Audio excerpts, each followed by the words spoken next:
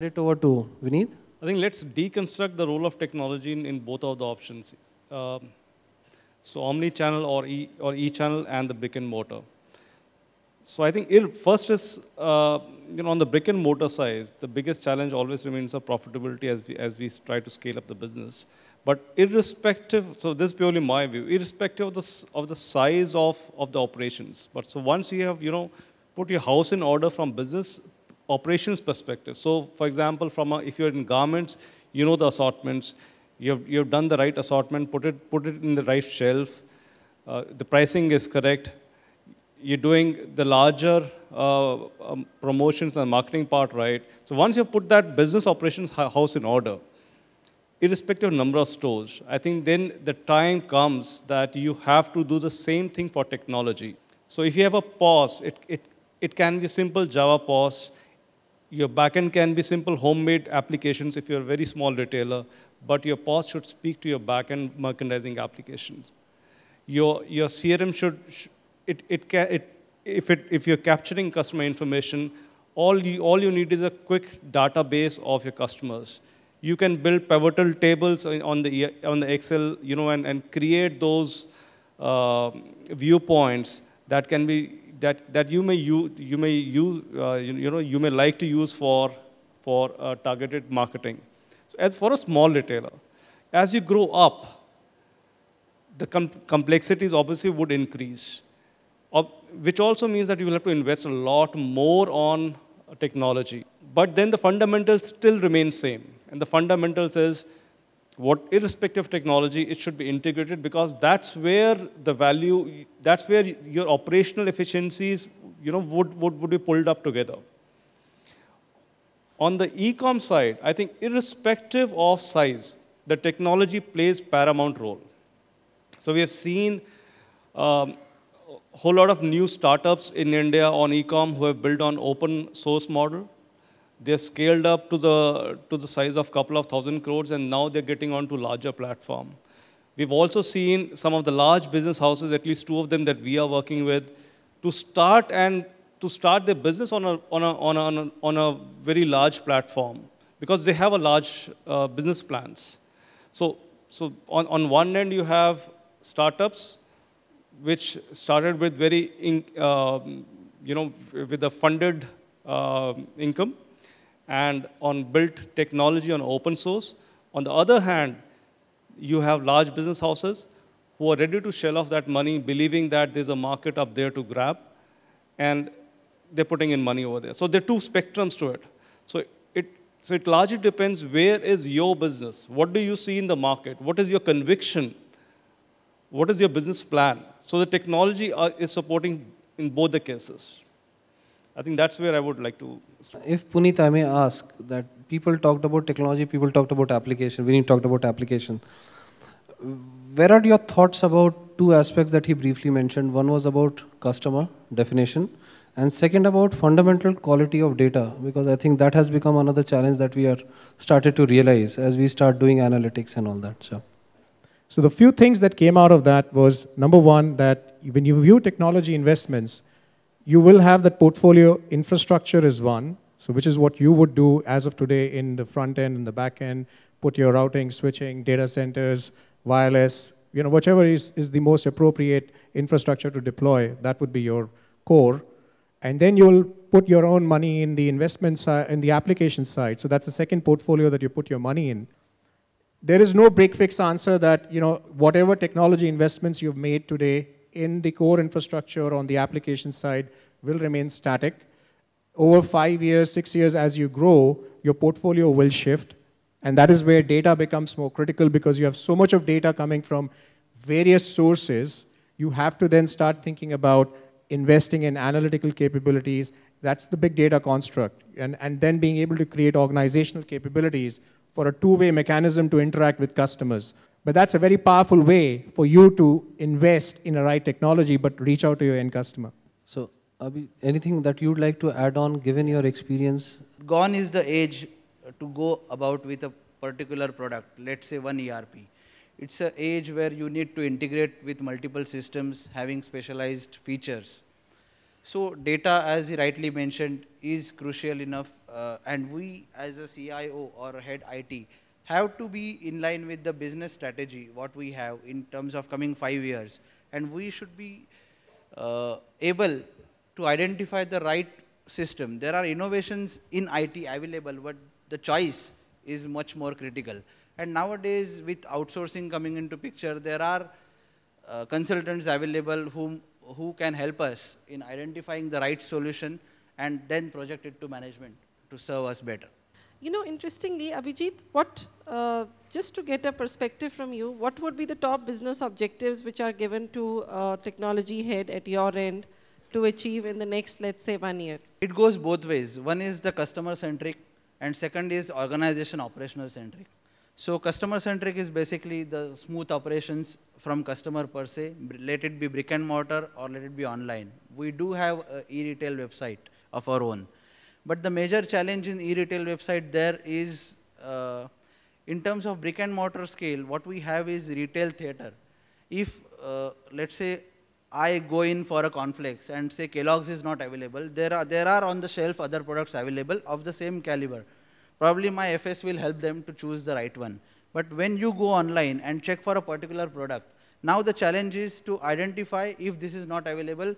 System will automatically throw not available. But instead of that, we need a system in place which says, if not this, the system itself should be intelligent enough to identify the competitive products and put them across. And to do that in the small interface is a challenge on the retail per se. On operation side, as you rightly mentioned, data, as there are 3 or 4 systems, right from merchandising to POS to CRM, all talking to each other in a seamless manner is the focus. You know, taking that debate forward, which you mentioned about the CIO, I was not saying that he's a lonely guy, but I'm saying is that how do the CIO, and you know, trust me, when we were putting this panel together, barring the top 5 retailers, I could not find a single CIO position in this retail industry, you know, who were CIOs, so to say. So everybody was probably leading technology or supporting technology. So you can imagine the kind of importance technology as a talent has been given within the retail. So that is my first, you know, bit with retailers, that they want to be technologically well enabled, but they would not want to put up a complete technology team. From you, I would like to know is that what should the CEO first enable himself to become a little more, to be able to achieve the technology, you know, whatever mission or ambition he has set out for himself. What would be the organizational hierarchy that would be required to achieve that? It's not going to come out of one CIO. It would probably require an entire army of technology people within an organization to achieve what, you know, even Kashyap was mentioning within Chroma. So what do you think is, I mean, some of you who might have seen it internationally, Puneet, you might have seen it. What is this hierarchy of technology that is required in an organization in retail first? We have a very deep connect with most of the top CEOs from a retail setup across the world. Now, one thing which comes out very clearly for a message that technology takes to the CEO is, I can help you innovate on your formats. It's as simple as this. I can help you drive a simple thing called as mobility. I can help you drive a simple thing called as collaboration when you and the teams like merchandising, for example, or the folks who handle logistics, for example, need to collaborate with external partners. So technology definitely hence has a role to play.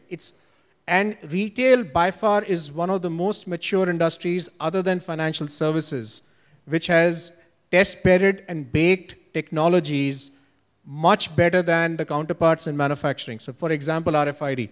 For example, you know, solving supplier collaboration, how a Walmart has collaborated with P&G for that matter, or for that matter, how they have leveraged outsourcing from a 3PL perspective. They've all mastered it. And trust me, there is nothing new. So hence, everything is either out on the net or even within the fraternity. It's not that close. People discuss. All the CIOs, all the respective organizational leaders do discuss. So from a knowledge perspective, from insights, from trends, from future, it's fairly well mapped. That information is in the domain.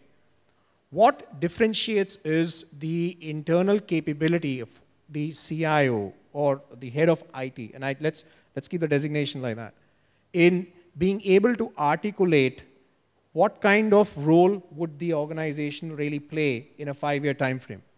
If it's going to be simple POS setup, ERP evaluation, data center, networks, etc., there are enough skill sets either from an inside or outside perspective. You really don't need an army behind that. But the moment you start entering the realm of things like analytics, the moment you start talking about big data, the moment you start thinking about how can I use advanced technologies like QR codes or RFID for that matter, it is at that moment where it becomes imperative that you look outside the organization for inputs or insights of driving technology insertion. And I think what makes sense is it's also a fault on the technology. We guys don't outsource. So, I mean, it's not that we go to a CIO and say outsource it to us. But at the end of the day, what happens is it's the role of the service provider. Right. When you sign those outsourcing contracts, and I think our folks over here can actually really answer that question, is how do you help challenge the organization in terms of what is that value of technology that it can play, not just from a core transactions or ERP perspective, but even doing things like format innovation, etc. And the CIOs can also leverage, there is another thing, in Cisco we do it very well, effectively for most of our top organizations, is get the client's visibility today to the entire network. So it's called SmartNet. So what happens is that organizations don't have to put in place an army of people to manage something as simple as a network.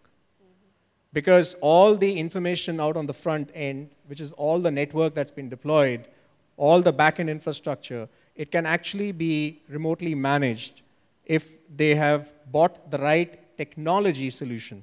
Not just the product, but what comes with that. Because with that, what happens is that you get to know the quality of service on the network when data flows, or when video flows, and when voice flows, and then you can actually manage that network more intelligently by giving the right priorities in place. So that's the way I would say, it's a question of really being able to say, do I have the capabilities? If not, then it's also about being able to look outside and really starting to ask the right service providers those questions. I think I'll just add to that. I think it's about capabilities instead of technology components. And I think information technology is something which is passé. It's now people more about technology. You're talking about RFID, you're talking about big data. So as he rightly put, we talk about a point of sale. If you look at a basket of solutions that a retailer needs, and a retailer which is into omni-channel, it's in multi-channel, it's everywhere, right? So you need a point of sale, you need a ERP or a merchandising system, you need a solution around your logistics, you need your solutions around supply chain in terms of inventory movement from the point that it gets delivered to your warehouse. You need some sort of a warehousing solution. You'll need an e-commerce site which at least talks in the back end to your merchandising. Merchandising needs to be integrated to your supplier management or vendor management portal. So it's as you start increasing the playground, right? The complexity and the size and the sheer volume kind of increases exponentially.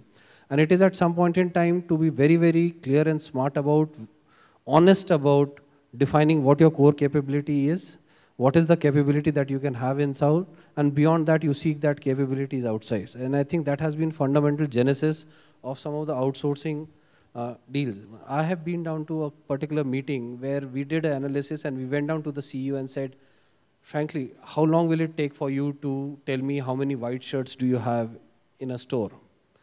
And he looked at me for a few seconds and says, why do I need to know how many white shirts are there in my store? And which was very true. It is not on a CEO's agenda to know how many white shirts he has, right? It is somebody else's problem and he should have an answer or a solution to it. Tomorrow when I get an escalation, I actually hunt around for that information. It takes me longer to get there, and it would be even mayhem for a CEO not to get that information, for a product or category manager to be in that situation. So it is about being very, very clear about what I need to develop and keep in-house, because there is a challenge around talent, retention, and it is about reaching out to the people who have the right capability, and there are, I believe, plenty now to get it and do it for you. Sure.